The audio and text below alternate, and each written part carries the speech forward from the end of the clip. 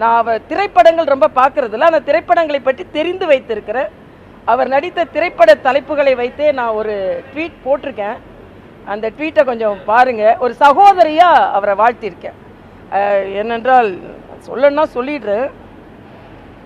நாளைய தீர்ப்பில் ஆரம்பித்து அழகிய தமிழ் மகனாக வலம் வந்து திருப்பாச்சியில் தங்கை பாசத்தையும் சிவகாசியில் தாயின் அன்பையும் பிரதிபலித்து துப்பாக்கி ஏந்தி தீவிரவாதிகளை அழித்து, இது ரொம்ப முக்கியம். மரியாதைக்குரிய பாரத பிரதமர் எப்படி தீவிரவாதிகளை அழிக்கிறாரோ அதே மாதிரி துப்பாக்கிகளை ஏந்தி தீவிரவாதிகளை அழித்து தேசபக்தியை வெளிப்படுத்தி வாரிசு அரசியலை எதிர்த்ததால் தனக்கு வந்த இன்னல்களிலிருந்து சுறாவாக நீந்தி கில்லியாக வெற்றி கண்ட தமிழன் ஜனநாயகன் தம்பி விஜய் அவர்களுக்கு எனது மனமார்ந்த பிறந்த நாள் வாழ்த்துக்களை தெரிவித்துக் கொள்கிறேன்.